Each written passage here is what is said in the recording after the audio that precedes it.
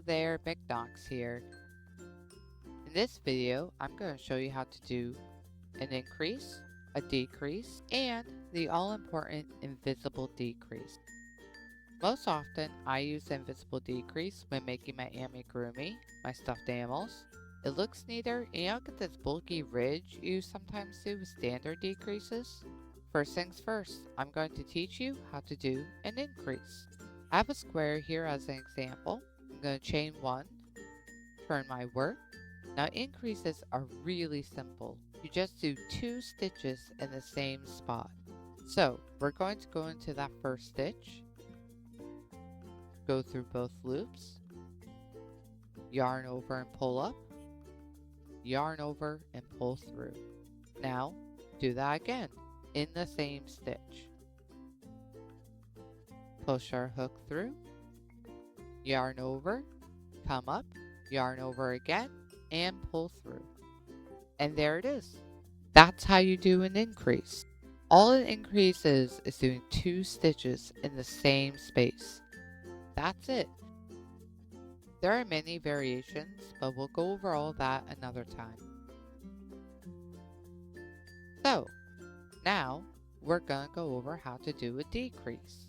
So first, undo your increase. There we go. Put our hook back through the loop. Now, a decrease isn't that different from making a single crochet.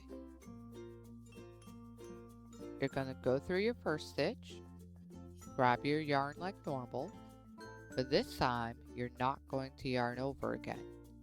Instead, you're going to go into the next stitch, yarn over, pull up.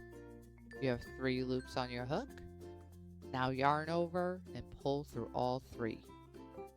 Tighten. And that's it. That's a standard decrease. We'll do it one more time. Go through that first stitch, yarn over, pull up,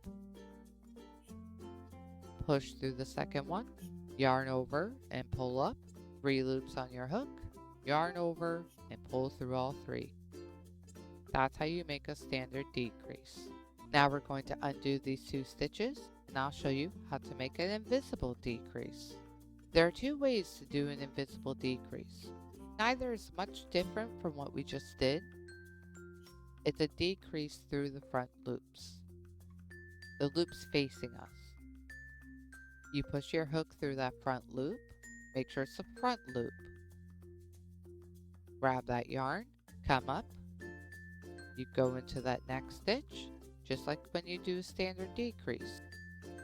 Grab that yarn, 3 loops on your hook, yarn over, and pull through. That's one of the ways to do an invisible decrease. We'll do it one more time. You go into that front loop, you yarn over, 2 loops, go through that front loop again, you grab that yarn again, you have 3 loops, yarn over, and pull through all 3 loops. That's an invisible decrease.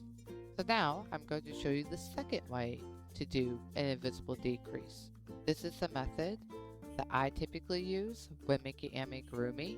It's almost the same as the first one. This time we're going to go through this front loop. You're going to ignore your yarn. You're going to twist your hook, and you're going to go through that second front loop. Now you're going to yarn over, 3 loops on your hook. You're going to pull through all 3 loops. That can be a little tricky. It might take a little practice. You don't have as much wiggle room. We'll do it one more time. You're going to push through that front loop. Remember, just the front. You're going to push through that second loop. Like I said, it can be a little tricky. And pull up that yarn. Yarn over and pull through all 3. I know it can be a little difficult, but you'll get the hang of it. That's it. That's how you do increases, decreases, and invisible decreases. I promise you'll get used to all of this with time and practice. If you want to learn more, like, subscribe, share, and I'll see you in future videos.